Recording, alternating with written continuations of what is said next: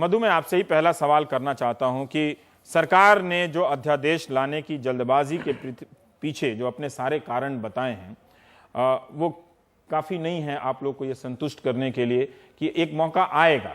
नियम के अनुसार ये अध्यादेश संसद आमतौर पे पास कर देती है, लेकिन जब इसे कानून बनाना है स्थायी तौर पे तो एक बिल आएगा जहां पर आप लोग उस कंसल्टेशन में शामिल होकर अपनी ये बात रखवा सकती हैं।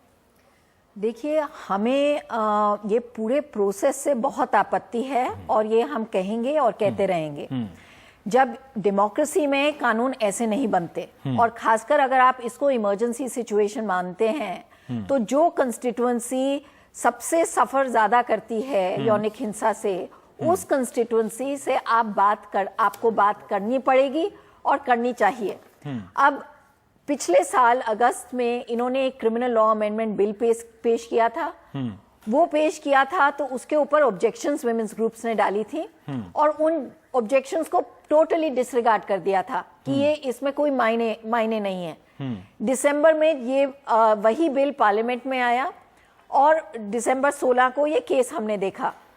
उसके बाद वर्मा कमेटी बैठी जिसने सबसे बातचीत की। 80,000 सबमिशंस गई हैं। हाँ। पब्लिक हियरिंग हुई है। पूरी डेमोक्रेटिक प्रोसेस रही है जिसमें लोगों की भागीदारी रही है। अब हम देख रहे हैं कि 15 दिन पहले पार्लियामेंट से जल्दबाजी में एक ऑर्डिनेंस निकाला गया है। इसका क्या राजनीतिक उद्देश्य है हमें समझ नहीं आ रहा, पर इसमें हमारा योगदान और छुपकर ये जो निकाला गया है ये तो बिल्कुल प्रोसेस के खिलाफ है। दूसरी बात मैं ये कहूंगी कि सैटरडे को हमारे लॉ मिनिस्टर ने ये ऐलान किया था टीवी पर कि 90% रिकमेंडेशंस ऑर्डिनेंस में हैं और वो ऑर्डिनेंस पब्लिक नहीं था। हमने उसको देखा नहीं था, प्रेस में 2-3 चीजें खाली हमने सुनी थी। अब जब उन्होंने कहा 90% टेकन है और उन्होंने ये भी कहा था कि सरकार को अधिकार है चुनने का, क्या वो एक्सेप्ट करे, क्या वो रिजेक्ट करे। आज हमारे फाइनेंस मिनिस्टर कुछ और कह रहे हैं। वो कह रहे हैं एक शुरुआत है, अब हम बात करने को तैयार है। इसका मतलब कि अगर महिला संगठनों ने प्रोटेस्ट नहीं किया, अगर ये प्रेस कॉन्फ्रेंस नहीं हुई सैटरडे को, तो ये तो यही चीज पास कर देते, कोई कंसल्टेशन नहीं होती। तो एक तो ये बात है। बाकी इसमें क्या ठीक है क्या नहीं मैं बोलना चाहूंगी। बारी बारी से आते हैं, ठीक है।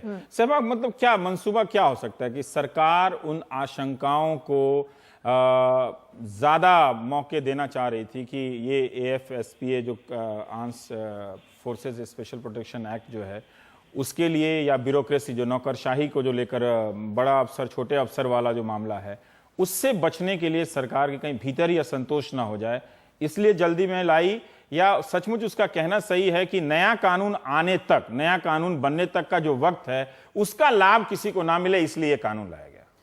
देखिए, सरकार की नीयत के ऊपर तो काफ़ी शक है, क्योंकि इससे पहले भी जो महिलाओं से संबंधित कानून रहे हैं वो इसी तरह से टाल मटोल का हिस्सा बन गए हैं। 18 दिन से पहले, 18 दिन सिर्फ पार्लियामेंट में रह गए हैं सेशन शुरू होने में। 18 दिन पहले ऐसी क्या जल्दी है? महिला संगठनों ने तो ये नहीं कहा था कि आप 1 महीने के अंदर कानून लाइए। हम तो ये कह रहे हैं कि आप टाइम लीजिए, आप साल भर का टाइम लीजिए, लेकिन एक कॉम्प्रिहेंसिव कानून लाइए जिसमें बहुत सारी चीजें जुड़ी हुई हों। दूसरी बात यह है कि इस ऑर्डिनेंस से, जिसमें इन्होंने खासतौर से कह दिया कि जो कॉन्फ्लिक्ट जोन्स हैं, चाहे नॉर्थ ईस्ट हो चाहे कश्मीर हो, वहां हम इसको नहीं, ये जो सिक्योरिटी फोर्सेस के सिलसिले में नहीं लागू करेंगे। क्या मैसेज दे रहे हैं आप उस एरिया के लोगों के अंदर? जो खुली हुई बात है कि वहां पर सिक्योरिटी फोर्सेस का एक बहुत नेगेटिव रोल भी है। मैं ये नहीं कहती कि सारा नेगेटिव है, नेगेटिव रोल भी है। उसको हैंडल करने के लिए क्या होगा? हम लोगों का जो डेलीगेशन गया कश्मीर विमेन ऑर्गेनाइजेशंस का, वहां आकर के लोगों ने बताया, नाम के साथ बताया कि कौन लोग शामिल हैं कौन नहीं शामिल हैं। कुछ भी नहीं हुआ आज तक, वो इसी टेक्निकलिटीज के अंदर उलझ करके रह गया। तो क्या उन लोगों को हम ये मैसेज दे देंगे कि तुम वहां अपना भुगतते रहो, जैसे करना है, हम यहाँ अपने आप करते रहेंगे?